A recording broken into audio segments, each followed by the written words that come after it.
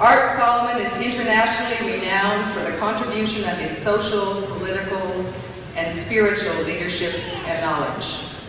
To the people of First Nations and to non-natives around the world, Art Solomon's life, his work, his writing, and his wisdom constitute him the essence of a teacher. Born in Killarney, Ontario in 1913, Mr. Solomon attended Indian Residential School where he received a formal education of about grade 6. He has been educated through his study of the traditional culture, the traditional spirituality and way of life of Native people, and through his work as a builder of roads, a miner, a lumberjack, a carpenter, a craftsperson. He is a 4th degree Medewin, a great achievement within the spiritual teachings of the Ojibwe people. He has shared his knowledge and his experience freely and openly, with inspiring generosity of time and energy and resources. He has been a guide and organizer working with mining unions, Native craft guilds, the Canadian Alliance in solidarity with Native people, the American Indian Movement, the Native Studies program at Laurentian University, Native brotherhoods and sisterhoods in federal and provincial prisons, Native halfway houses, the World Council of Religion and Peace, the World Council of Indigenous Peoples, and federal and provincial governments. For his leadership and his work, he has been awarded a Doctor of Divinity at Queen's University, a Doctor of Civil Law at Laurentian University, the Ontario Bicentennial Medal, and a Medal of Merit from the Ontario government. His poetry, essays, and stories were published in 1990 in a book entitled Songs for the People, Teachings on the Natural Way. Art Solomon continues to travel around the world, sharing his message with churches, Amnesty International, Project Plowshares, the National Film Board, and countless organizations and individuals, young and old, men and women, native and non-native. His life, his work, his teachings continue to inspire us all to think, to act, and to understand. Mr. Chancellor, it is a privilege to present to you, on behalf of the Senate and by the authority of the Board of Governors, Arthur Solomon, so that you may confer on him the degree of Doctor of Laws, honoris causa.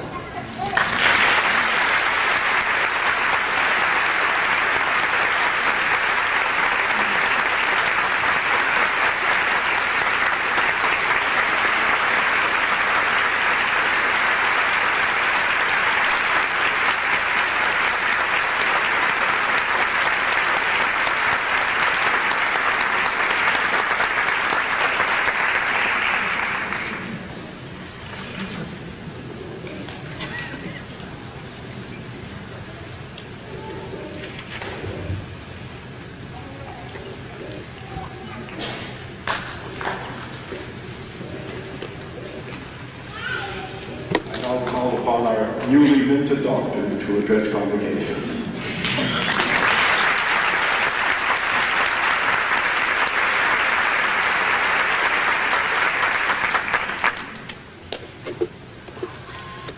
Well, thank you, members of the human family, for being here. And thank you, the people of the faculty and all of that kind of stuff. Thank you for granting me this honor. This is the 3rd time. And but what I have to say, I expect is going to be hurtful to many ears, but I've got to say it. It might be a different convocation address than you've ever heard before. All we are asking for from the people of Canada is justice as Native people. There has never been any. We have withstood the onslaught of Christianity and civilization, and we're still here. Many people are going to be celebrating the arrival of Christopher Columbus this year. We're going to celebrate the survival of us as nations of people. We're not tribes. We are nations of people. We have been put down for a long time. 500 years we have waited patiently for justice, to be accepted as children of the Creator. That's all we ask. We have that right. And we are not going to ask for justice from your criminal captive state governments or from your criminal justice system, because there is none there. But we're asking from the people of Canada for justice, and we will have it.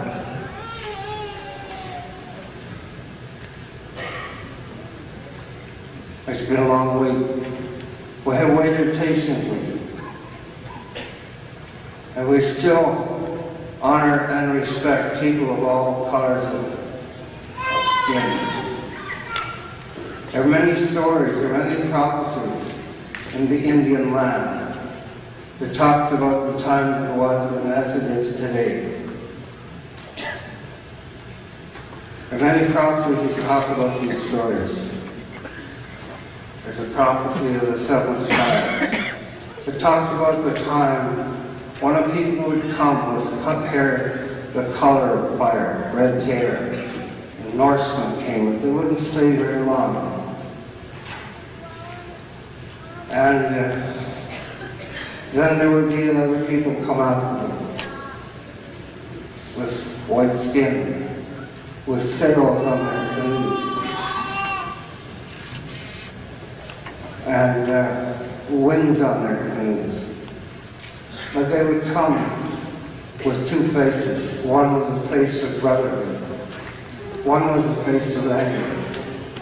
We know which face they came with, because we have lived with the longest Holocaust of any people in the human family. The desecration of the earth and of the people of the earth. It's been a long, hard story. But we're not complaining about the past. We're going to identify. We're going to move on from it. Because we're going to take hold of the present and make the future what we want it to be. Because we are the final teachers in this sacred land. And all we have to teach our sisters and brothers is how to live in harmony together as men and women. We live in a total disharmony today. One of the things that we have to do if we want to heal as a people is to bring back the goddess to live within us, in our hearts and minds, and in our souls, if we want to heal. And it's a sick world, a terribly sick world. And as Mother Teresa said, all it needs is love. That's the one component that we never use. Well, I guess that's all I'm going to say. Thank you for being here. Goodbye.